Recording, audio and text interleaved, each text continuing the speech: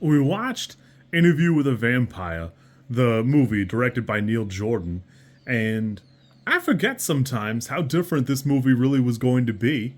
Daniel Day-Lewis was initially cast as Lestat, and when he dropped out, Tom Cruise stepped in, and Anne Rice threw a gigantic fit about it and protested. She suggested a bunch of other people, John Malkovich, Peter Weller, Jeremy Irons, a handful of other people.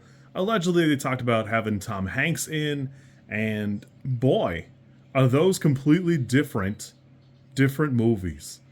I don't know what it is because it's not Tom Cruise's iconic role in the same way that Louis is not particularly Brad Pitt's iconic role by any means. It's very different from what they were both doing prior to that, but it is bananas. Also, Kirsten Dunst was cast as Claudia, and she beat out a handful of other people that, again, super wild casting choices that, I don't know, I'm not sure it would be anywhere near as good as this is as a product, where Anne Rice eventually was pretty good about eating crow, that later on she admits that Tom makes it work in a way I don't think anybody else could have, and absolutely was happy to admit that she was wrong, because boy, is he great in the movie. Like, above and beyond if you think he's crazy as a person, you have to admit he had chops then, he's got chops now, and man, it really works.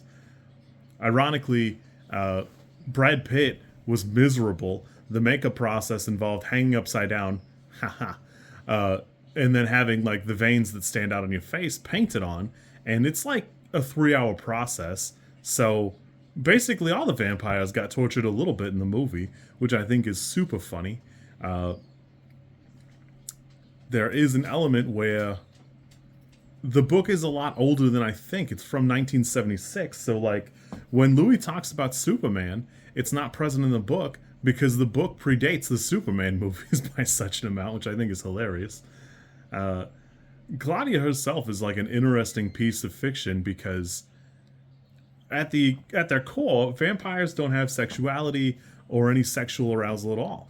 It's really not like harped on about in the movie. I don't even remember it being harped about in the books. I only read a good handful of them, but like they don't like bemoan it by any means, but it certainly makes everything take a different course where initially they rewrote this book to be have Louis changed into a female character because they didn't want people to think that Tom Cruise and Brad Pitt were gay vampires in the movie, but obviously they went with it anyways. They talked about trying to cast Cher in the movie, which I think is kind of funny. And it's so interesting because a lot of Anne Rice's commentary here is about having like a strong spiritual connection to people and, knowing them spiritually rather than physically. And I think that's like an interesting thing, even though she, it was early for its time. I don't think she ever really expounds upon it in a way that, we talk about it a lot more than I think ever really like comes up front and center in the books. Hold on. Somewhat interestingly, Claudia in the book is 5 or 6, and they tried to cast a couple 6-year-olds, and it just does not. It doesn't work. Kirsten Dunst has the good fortune of having to look a little bit older. Or I'm sorry, she looked at the time a little bit younger than she is, and she really does nail the role. It's very scary to see the way she goes, I want some more, and you just, it's creepy. But playing into that, it would be different energy if these two abducted this child and kept her as like a child-sized adult later on, and obviously is not present in the book or the movie because of that, where I think in the show she's a little bit older too, that on paper it's great and it's so good, but short of making her CG, I don't know what you could do to make it work. Worth mentioning, even though he's not in the movie as much, Christian Slater, my sweet, sweet Christian Slater, was originally, he replaced River Phoenix, who was going to be the interviewer, and when River Phoenix died, he took his place, and he actually donated his salary to those charities that Malloy would have, or I'm sorry, that Phoenix would have. And I think that's pretty cool. It's worth noting. If you're ever going to talk about this movie, I think you should bring it up. I think it's pretty cool. Overall, I think everything in this movie looks pretty good. I think Neil Jordan does a great job putting it together.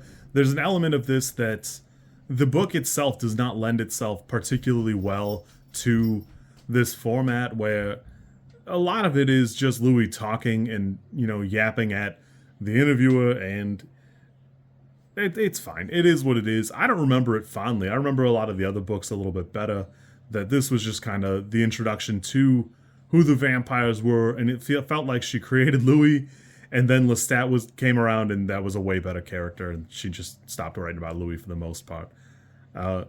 Overall, I really enjoy this. I have a great time with this. I would rate this probably an 8. I think it's often overlooked, but in the pop culture sense, this was wildly popular at the time. It was a big deal at its time. Oprah is quoted as having left the movie because there's too much blood, which I think is funny in a vampire movie. I really enjoy it. It needs a little bit of polish.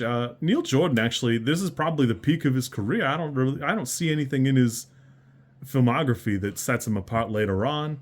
I still really enjoy this movie. Antonio Banderas, often overlooked when talking about this movie, but he does a great job here. He actually dubs his own voice in the Spanish-speaking sections when they dub the movie, which is unique to him in this movie.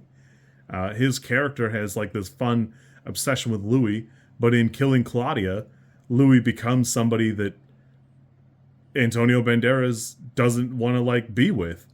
So I think that's like a fun, interesting bit that, for all the time they spend wandering around looking for other vampires, the moment they find them, things go completely wrong and bad. Overall, great time. I would recommend this movie to anybody. If you like vampires, or you just want to see Cruz and Pitt in a movie where they basically despised each other, and the characters did too, it's right there. You kids be good. I am off. Tricked you. If you like this content, I'm supposed to ask you to like, comment, and subscribe. I think like is here, and comment is probably down there, and subscribe over there somewhere too. I think. I don't know how many times this snippet is gonna make it into a video. Everybody says you should do it this way, and I always thought it was just an annoying thing other YouTubers did. And as you know, I am bad at editing. So, if you like it, great, I'm happy for you. If you don't like it, I'm sorry.